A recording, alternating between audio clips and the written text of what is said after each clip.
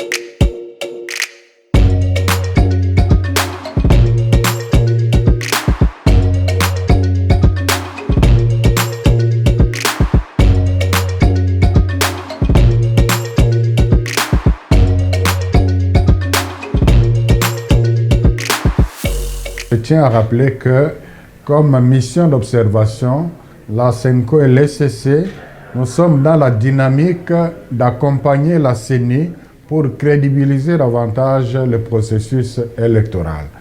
Et chaque fois que nous sommes préoccupés par quelque chose qui peut entamer la crédibilité, nous nous empressons à rencontrer les responsables de la CENI pour échanger avec eux. Et là, je suis heureux que jusque-là, on a toujours une oreille attentive. Ce qui nous a amené aujourd'hui à rencontrer le président de la CENI, M. Denis Kadima, c'est le débat qui est en train de naître, un certain narratif qui est en train de naître par rapport à la nécessité de l'audit international, l'audit qui devait être mené par l'OIF, invité d'ailleurs par la CENI, mais on entend depuis un certain temps des réactions comme quoi ce n'est pas bon par rapport à la souveraineté du pays, par rapport à l'intégrité, et surtout que la directrice de l'OIF, c'est une Rwandaise. Alors, il y en a qui vont jusqu'à dire qu'il faut vraiment seulement que ce soit un audit national. Et nous, ça nous préoccupe. D'abord, les arguments sont politiques, ça peut se comprendre politiquement par rapport à la présence de la Rwandaise à la tête de l'OIF. Soit dit en passant que parmi les institutions qui défendent l'intégrité nationale et la souveraineté nationale, il y a la SENCO qui a dénoncé l'attitude, l'indifférence de la communauté internationale par rapport à ce qui se passe au Rwanda. Je vous informe que nous venons d'avoir une mission conjointe avec l'ECC aux États-Unis pour justement sur la situation à l'Est. C'est pour dire que nous tenons à l'intégrité, mais qu'on n'amène pas ça dans les questions techniques comme les questions électorales. Alors notre peur était que la CENI puisse être influencée par un certain discours pour être fermée à l'audit, un audit qui aurait une dimension internationale. Et nous avons échangé avec le président de la CENI, qui est conscient, et d'ailleurs il nous a répété que c'est lui qui avait invité l'OIF. Il n'a rien à cacher par rapport à un audit qui aurait une dimension internationale. C'est ça qui nous a rassurés. Donc franchement, nous regardons dans la même direction. Donc nous disons, si ce n'est pas l'OIF pour des raisons que nous dirons politiques, on peut trouver une alternative pour dire qu'une alternative qui rassure. Pour nous, l'alternative qui rassure, et aussi par rapport à l'objectivité même de l'efficacité, on peut avoir des compétences. Le président Denis Kadima, c'est ce que nous pouvons trouver dans le pays, c'est ce que nous pouvons demander, et il est sincère là-dessus, que ce serait difficile que de trouver une organisation qui ait toutes les compétences ici, et aussi pour des raisons psychologiques aussi. Voilà, donc je me résume en disant que nous sommes venus l'alerter, et là, nous avons rencontré une oreille attentive et nous avons bien conclu. Évidemment, nous avons discuté avec lui, il y a son bureau, il y a l'assemblée plénière, mais le plus important pour nous, et là, il faut vraiment l'encourager dans cela, c'est qu'on évolue en ayant comme préoccupation de diminuer la méfiance, de réduire la méfiance qui est née depuis un certain temps autour de la CENI. Il ne faut pas avoir peur de cela. La présence des soldats étrangers de EAC au pays menace plus la souveraineté que l'OIF qui concerne les techniciens. La présidence ne serait même pas là. Oui, ça vraiment, j'aimerais répondre à ces compatriotes qui veulent se servir de cela comme prétexte. C'est plus grave d'avoir des militaires étrangers qui ont des intérêts ici présents dans notre pays que d'avoir une mission d'observation qui est dirigée par un étranger qui n'est pas parmi les techniciens. Donc pour moi, c'est un faux débat.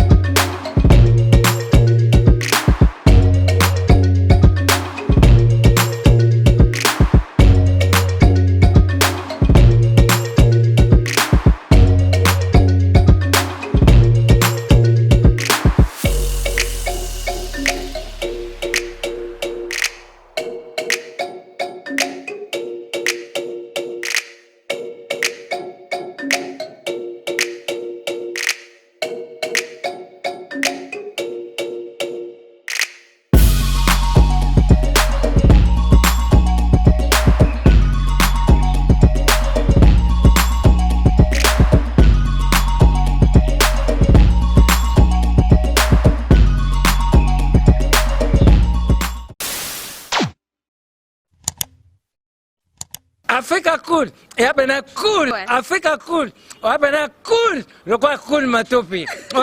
Après toujours. Après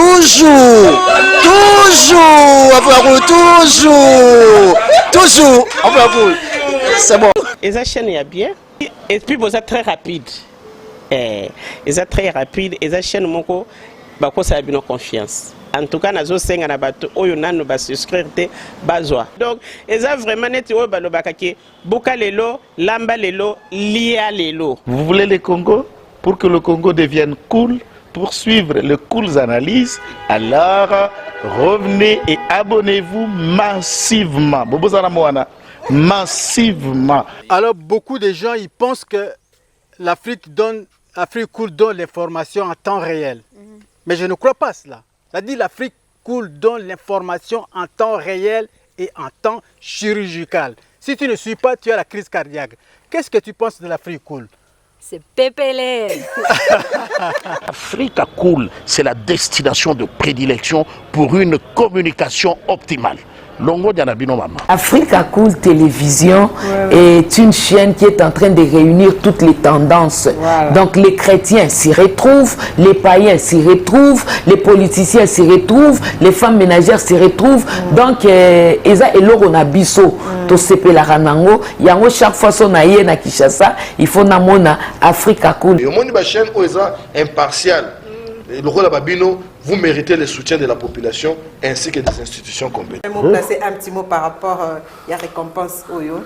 Ah, je félicite très sincèrement Africa Cool. Voilà. Je n'avais pas opéré le mauvais choix. Voilà. J'avais recommandé, je me rappelle que je disais que c'était une destination de prédilection pour une communication optimale d'excellence. Voilà. Nazanga Mogote Tala. YouTube yemoko à reconnaître que napona qui m'a bêté. Au moins ba choix to salaka, ba réflexion to salaka. Tikalaka abonné à Africa Cool. Voilà. Comme ça tu partages. Bravo Africa Cool. Merci beaucoup. Bravo Bino, mutubo s'abonner parce que trophée Ezali à Bino, Ezali partagé. Voilà. Moi je me sens aussi copropriétaire, il y a prix Oyo. Voilà. Bravo Africa Cool. Merci beaucoup.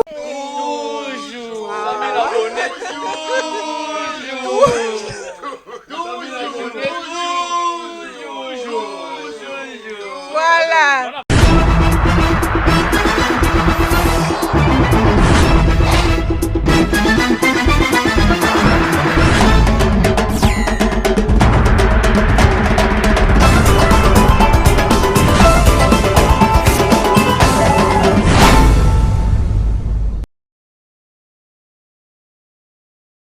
Africa cool. Et abena cool. Africa cool.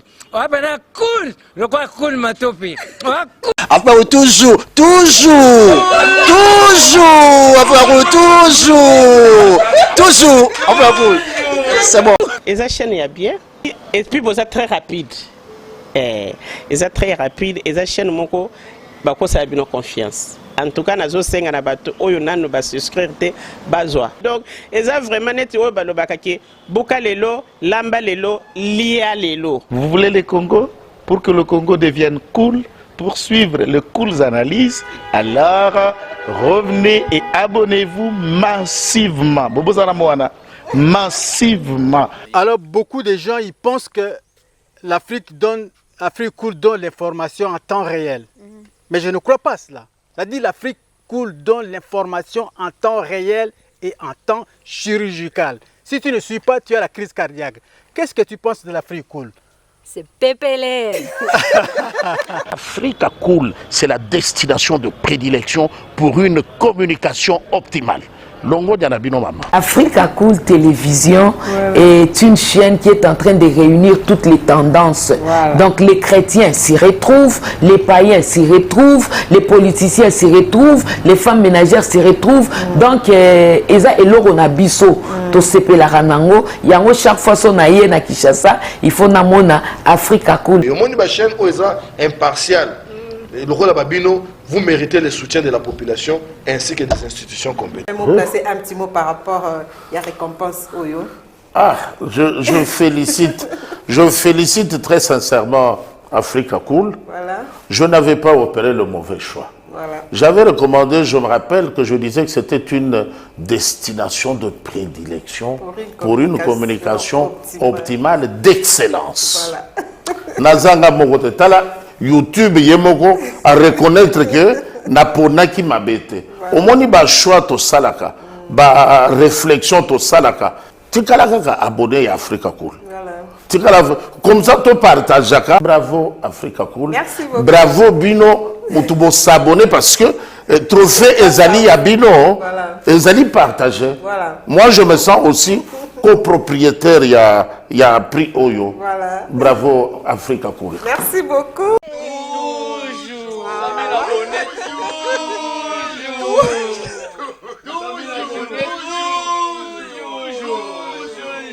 Voilà.